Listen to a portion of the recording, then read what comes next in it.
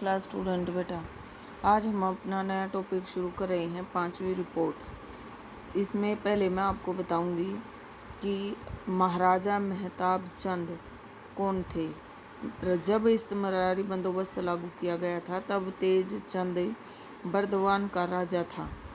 उसके बाद मेहताब चंद के शासन में बर्दवान की जिम्मेदारी काफ़ी फली फूली। मेहताब चंद ने संथालों के विद्रोह और 1857 के विद्रोह के दौरान अंग्रेज़ी हुकूमत का साथ दिया था। आपको याद रखना है कि बर्दवान का राजा था। मेहताब चंद कौन था?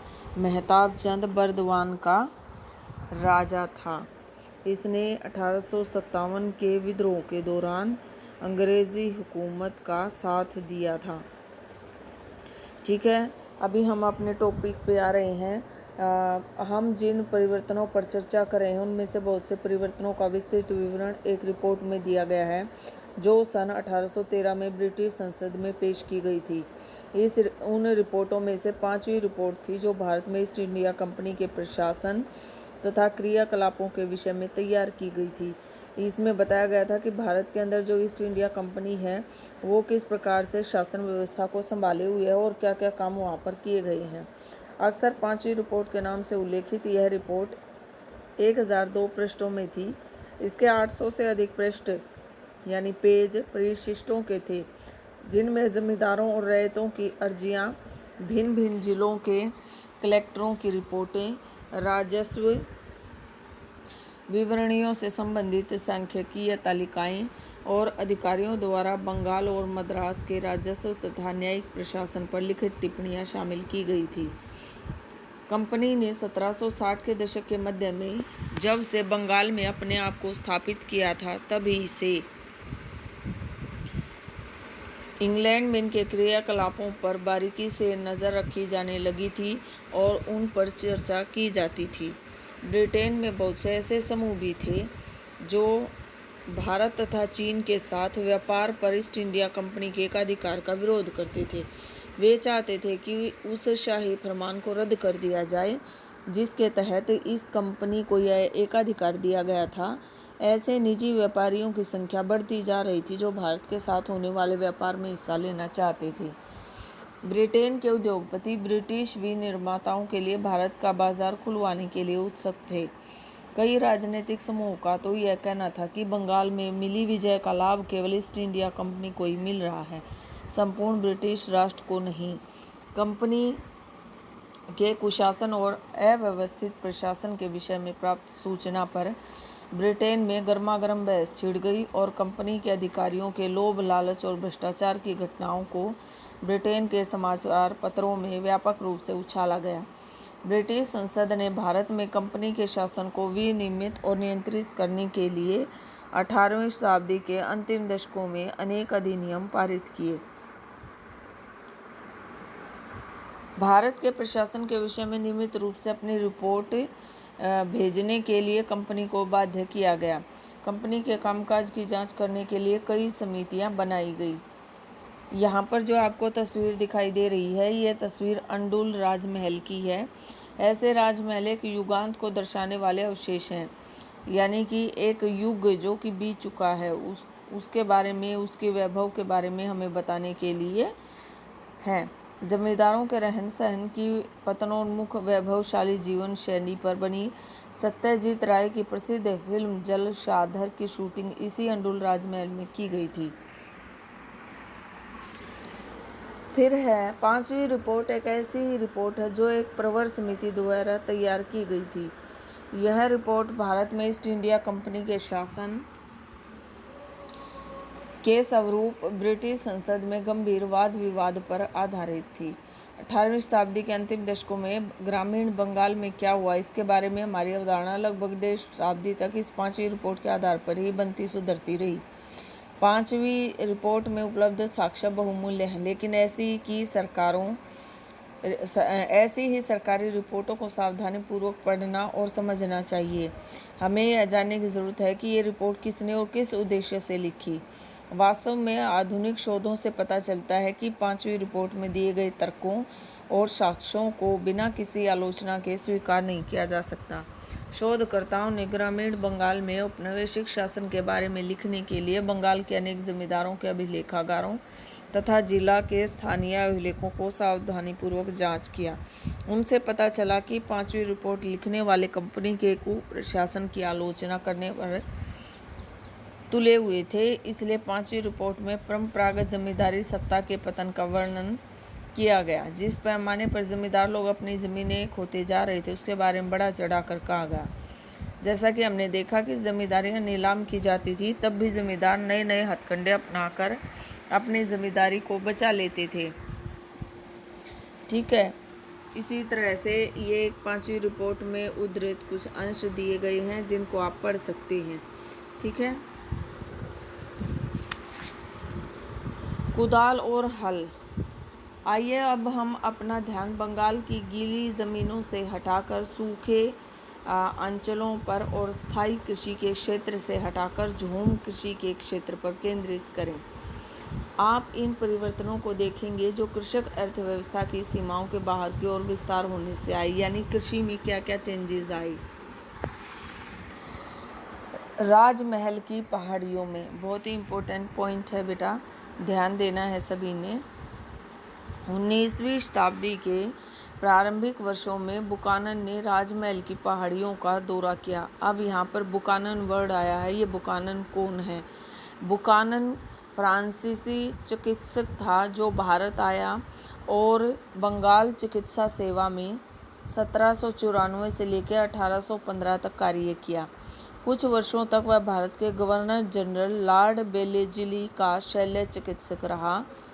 कलकत्ता के अपने प्रवास के दौरान उसने कलकत्ता में एक चिड़ियाघर की स्थापना की जो कलकत्ता अलीपुर चिड़ियाघर कहलाया।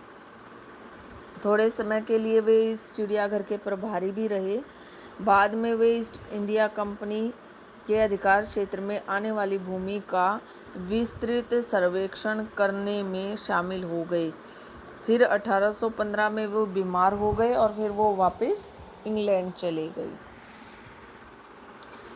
फिर है, तो अभी आपको पता चल गया कि बुकानन कौन है। बुकानन फ्रांसीसी चिकित्सक है जो भारत आया था। ठीक है, और उसने भूमि को जो मापने वाला जो संगठन बनाया गया था उसमें भी उन्होंने पार्टिसिपेट किया था। अब हम आगे करेंगे। यह एक ऐसा खतरनाक इलाका था, यह पहाड़ी इलाका है और बुकानन ने राजमहल की पहाड़ियों का दौरा किया था। पहाड़ी इलाका है, ये पहाड़ है यहाँ पर। यह एक खतरनाक इलाका था जहाँ बहुत कम यात्री जाने की हिम्मत करते थे। बुकानन जहाँ कहीं भी गया उसने वहाँ के निवासियों के व्यवहार को शत्रुतापूर्ण पाया। वे लोग कंपनी के अधिकारियों के प्रति आशंकित थे और उनसे बातचीत करने को तैयार नहीं थे। कई उदाहरणों में तो वे अपने घर बार और गांव छोड़कर भाग गए थे। ये पहाड़ी लोग कौन थे? ठीक है, पहाड़ों में रहने वाले लोग, ये पहाड़ी लोग कौन थे? बुकानन के दौरे के प्रति इतने आशंकित क्यों थे? बुकानन की पत्रिका में हमें 19वीं शताब्दी के प्रारंभिक वर्षों में इन लोगों की जो तरस खाने वाली हालत थी उसकी झलक मिलती है। यहाँ पर देखें औपनिवेशिक शासन में भारत की स्थिति कैसी हो गई थी। सोने की चिड़िया कहे जाने वाला भारत, अब वहाँ के रहने वाले लोगों की स्थिति कितनी दयनीय हो गई है कि वो किसी से बात नहीं करना चाहते हैं, वो अपना गांव छोड़कर भाग रहे हैं। ठीक है, तो ये हमें बुकानन की डायरी से पता चलता है। उसने उन स्थानों के बारे में अपनी डायरी में लिखा जहाँ जहाँ उसने भ्रमण किया, लोगों से मुलाकात की, उनके रीति रिवाजों को देखा। पत्रिका में हमारे मस्तिष्क में अनेक प्रश्न खड़े होते हैं किंतु यह हमेशा हमें उत्तर देने में सहायक नहीं होते हैं। उनकी यह डायरी समय के केवल एक क्षण विशेष के बारे में ही बताती है, लोगों तथा स्थान के लंबे इतिहास के बारे में नहीं बताती। ऐसे लंबे इतिहास के लिए इतिहासकारों को अन्य रिकॉर्डों की ओर मुड़ना पड़ेगा। यदि हम 18वीं शताब्दी के परवर्ती दशकों के राजस्व अभिलेखों पर दृष्टि डालें तो इन पहाड़ी लोगों को पहाड़िया क्यों कहा जाता था, इसका आंसर देखेंगे। राजमहल की पहाड़ियों के इर्द गिर्द ये लोग रहा करते थे। वे जंगल की उपज से अपना गुजर बसर करते थे। झूम खेती क्या होती है कि इधर उधर घूम घूम के छोटे से ज़मीन के टुकड़े को साफ करके और वहाँ पर कृषि करना और थोड़े समय बाद वहाँ से चले जाना और उसकी राख वहाँ आग लगा देना और फिर उसकी राख को वहाँ पर बिखेर देना। इसको झूम कृषि कहा जाता था। कर्तन एवं दहन कृषि भी कहा जाता है इसको, ठीक है। तो ये लोग क्या करते थे, अपने खाने के लिए दालें और ज्वार बाजरा उगा लेते थे। वे अपने कुदाल से ज़मीन को थोड़ा खुर्च लेते, कुछ वर्षों तक साफ की गई ज़मीन में खेती करते, फिर उसे छोड़ जाते, ठीक है, जिससे उस ज़मीन में खोई हुई उर्वरता फिर से उत्पन्न हो जाती। इस प्रकार ये पहाड़िया लोग थे, उनका जीवन बसर था। उन जंगलों से पहाड़िया लोग खाने के लिए महुआ के फूल इकट्ठे करते थे, बेचने के लिए रेशम के कोया और राल और काठ कोयला बनाने के लिए लकड़ियाँ इकट्ठी करते थे। पेड़ों के नीचे जो छोटे छोटे पौधे उगाते थे, वे प्रति ज़मीन पर जो घास फूस की हरी चादर सी बिछ जाती थी, वह पशुओं के लिए चारागाह बन जाती थी। राजमहल की पहाड़ियों में स्थित, ये राजमहल की पहाड़ियों में स्थित एक गांव का चित्रण आप यहाँ पर देख रही हैं। इस चित्र में चित्र नंबर 10.8 है, ठीक है। राजमहल की पहाड़ियों में स्थित एक पहाड़ी गांव का चित्र जो 1782 में विलियम होजेस द्वारा चित्रित किया गया। विलियम होजेस एक ब्रिटिश कलाकार था जो कैप्टन कुक के साथ उसकी प्रशांत महासागर की दूसरी समुद्र यात्रा के दौरान इस क्षेत्र में आया था। 1781 में वह भागलपुर के कलेक्टर ऑगस्टस क्लीवलैंड का मित्र बन गया था। क्लीवलैंड के नियंत्रण पर होजेस 1782 में उसके साथ जंगल महालों के भ्रमण पर गया था। वहाँ होजेस ने कई एक्वाटिक तैयार किए थे। उस समय के अनेक चित्रकारों की तरह होजेस ने बड़े सुंदर सुंदर रमणीय दृश्यों की खोज की थी। आप यहाँ देख सकते हैं कि एक ऐसी तस्वीर जो ताम्रपट्टी पर अम्ल की सहायता से बनाई गई है, ये जो चित्र है। फिर देखें, विलियम होजेस द्वारा चित्रित जंगल प्रदेश का एक दृश्य है। यहाँ आप जंगल से ढकी हुई नीची पहाड़ियाँ और ऊंची चोटियाँ भी देख सकते हैं, जो कहीं भी वास्तव में 2000 फुट से ऊंची नहीं हैं। बीच में खड़ी ध्रुव पहाड़ियाँ दिखलाकर होजेस उनकी दुर्गमता पर बल देना चाहता है, ठीक है। तो ये होजेस द्वारा बनाए गए चित्र हैं। चित्र से रिलेटेड क्वेश्चन आते हैं, इसलिए आपको ये चित्र भी अपने ध्यान में रखना है।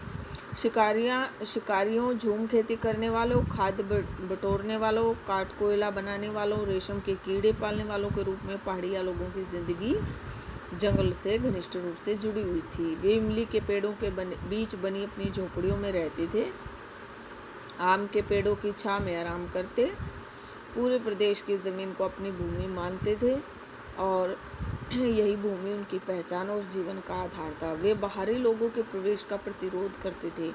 उनके मुखिया लोग अपने समूह में एकता बनाए रखते थे, आपसे लड़ाई झगड़े निपटा देते थे और अन्य जनजातियों तथा मैदानी लोगों के साथ लड़ाई छिड़ने पर अपनी जनजाति का नेतृत्व करते थे।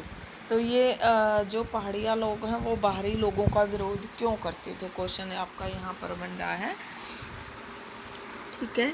तो आगे का हम करेंगे कि जो पहाड़ियों का अपना मूलाधार बनाकर पहाड़ी लोग बराबर उन मैदानों पर आक्रमण करते रहते थे जहाँ किसान एक स्थान पर बसकर अपनी खेती बाड़ी किया करते थे।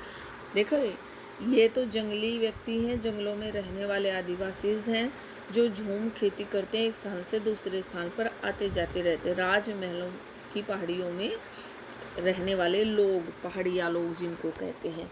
अब दूसरा यहाँ है मैदानी इलाकों में बसे हुए लोग जो एक स्थान पर रहकर खेतीबाड़ी का काम करते हैं। वो एक स्थान से दूसरे स्थान पर नहीं जाते, जिस स्थान पर वो रह रहे हैं वहीं पर वो स्थायी अपना रहने का ठिकाना बना लेते हैं और वहीं पर वो खेतीबाड़ी का काम करते हैं, ठीक है। तो यहाँ रहने वाले जो लोग हैं वो क्या होते थे, वो कि बाहरी लोगों के अलावा ऐसे आक्रमण बाहरी लोगों के साथ अपने राजनीतिक संबंध बनाने के लिए भी किए जाते थे। अब ये लोग क्या करते थे कि ये उनके ऊपर आक्रमण कर देते थे। अकाल के वर्षों में जीवित रहने के लिए ये जो लोग हैं ये विशेष रूप से समुदायों के अंदर मित्रवत संबंध बनाते थे, राजनीतिक संबंध बनाते थे ताकि शांति बनी रहे, और मुखियाओं को नियमित रूप से खिराज देकर उनसे शांति खरीदनी पड़ती थी। खिराज एक प्रकार का कर होता है। इसी प्रकार व्यापारी लोग भी इन पहाड़ियों द्वारा नियंत्रित रास्तों का इस्तेमाल करने की अनुमति प्राप्त करने हेतु उन्हें कुल पथ कर दिया करते थे। पथ कर मीन्स रास्ता, जिस रास्ते से वो निकल के जाएंगे उस रास्ते से जाने के लिए वो एक प्रकार का टैक्स दिया करते थे, जिसे पथकर कहा जाता है। जब ऐसा पथकर पहाड़ी या मुखियाओं को मिल जाता तो वे व्यापारियों की रक्षा करते और आश्वासन देते कि कोई भी उनके माल को नहीं लूटेगा। इस प्रकार कुछ ले देकर की गई शांति संधि अधिक लंबे समय तक नहीं चली।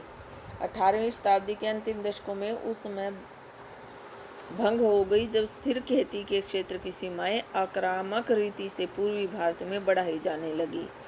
अंग्रेजों ने जंगलों की कटाई सफाई के काम को बढ़ावा दिया। जमींदारों तथा जोतदारों ने प्रति भूमि को धान के खेतों में बदल दिया। अंग्रेजों के लिए स्थायी कृषि का विस्तार आवश्यक था, क्योंकि इससे राजस्व के स्रोत में वृद्धि हुई, निर्यात के लिए फसल पैदा हो सकती थी, स्थायी सुव्यवस्थित समाज की स्थापना हो सकती थी। वे जंगलों को उजाड़ मानते थे और वनवासियों को असभ्य, बर्बर, उपद्रवी और क्रूर समझते थे, जिन पर शासन करना उनके लिए कठिन था। इसलिए उन्होंने महसूस किया कि जंगलों का सफाया करके वहां स्थायी कृषि स्थापित की जाए और जंगली लोगों को पालतू व सभ्य बनाना होगा, उनसे शिकार का काम छुड़वाना होगा, खेती का धंधा अपनाने के लिए उन्हें राजी करना होगा। ज्यों-ज्यों स्थायी कृषि का विस्तार होता गया, जंगलों तथा चारागाहों का क्षेत्र संकुचित होता गया।